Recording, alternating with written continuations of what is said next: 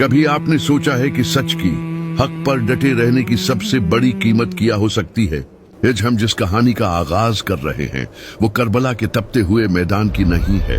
आज की कहानी इस खामोश तूफान की है जिसकी शुरुआत उस दिन हुई थी जब मदीना की गलियों में हर तरफ खुशी के शादियाने बज रहे थे।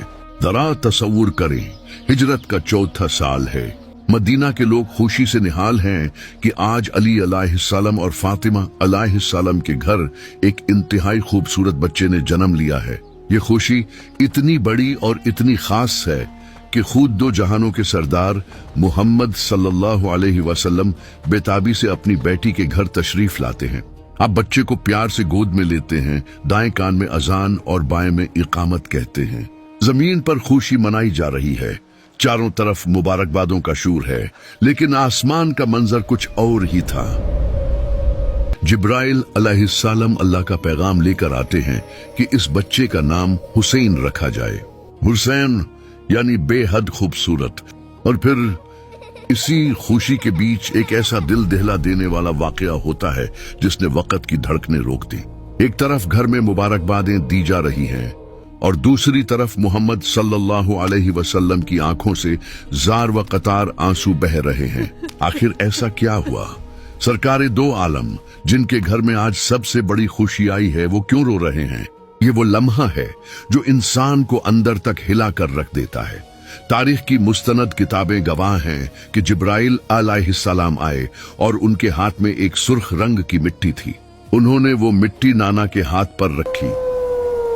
ए अल्लाह के रसूल, आपकी उम्मत और ये उस मैदान की मिट्टी है जहां उस बच्चे का खून बहाया जाएगा।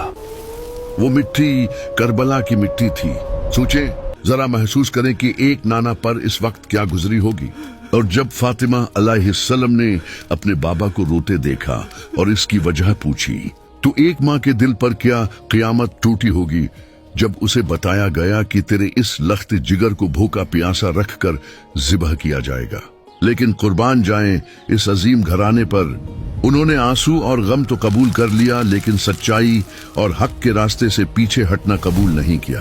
पैदाइश के पहले ही दिन हक की इस भारी कीमत का सौदा हो चुका था।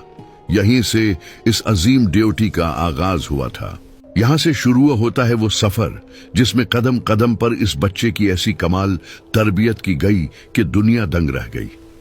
इस मोहब्बत की गहराई को समझने के लिए जरा इस मंजर को अपने जहन में लाएं। जुम्हा का दिन है। मस्जिद नबवी नमाजियों से कुछ खच भरी हुई है। बड़े बड़े सहाबा किराम खामोशी और अदब से बैठे खुतबा सुन रहे हैं। मोहम्मद सल्लल्लाहु अलैहि वसल्लम मिंबर पर खड़े तकरीर फरमा रहे हैं।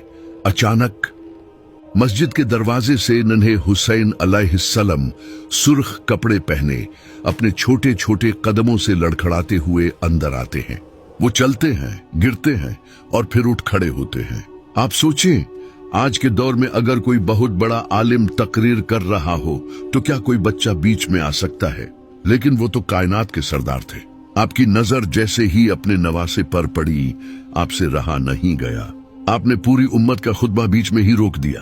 आप मिंबर से नीचे उतरे, तेजी से आगे बढ़े और नन्हे हुसैन को उठाकर प्यार से अपने सीने से लगा लिया। उन्हें अपने साथ मिंबर पर बैठाया और फरमाया, मैंने इस बच्चे को लड़खड़ाते देखा तो मुझसे सब्र नहीं हुआ और मैंने अपना खुतबा तोड़ दिया। जरा दिल पर हाथ रखकर सोचें, जिस बच्चे के लड़खड़ाने पर, जिस बच्चे के गिरने पर कायनात के सरदार अपना खुतबा छोड़कर मिंबर से नीचे उतर आए, उसी बच्चे की गर्दन पर जब जालिमों का खंजर चला होगा तो नाना के दिल पर क्या गुजरी होगी। ये मोहब्बत, ये शन बिलावजह नहीं थी। एक दिन मोहम्मद सल्लल्लाहु अलैहि वसल्लम नमाज पढ़ा रहे थे और सजदे में थे। हुसैन अलैहिस्सलाम दौड़ते हुए आए और आपकी मुबारक कमर पर सवार हो गए। आपने सजदा इतना तवील कर दिया कि सहाबा को फिक्र हो गई कि कहीं वही तो नाजिल नहीं होने लगी।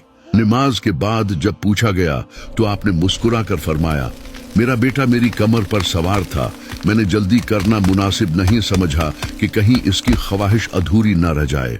और फिर वो तारीखी ऐलान जो आज भी तारीख के सीने पर नक्श है, हुसैन मुझसे है और मैं हुसैन से हूं। ए अल्लाह, तू उससे मोहब्बत कर जो हुसैन से मोहब्बत करे। लेकिन बचपन का ये खूबसूरत दौर और ये लाड प्यार बहुत जल्द एक भयानक खामोशी और दुखों में बदलने वाला था।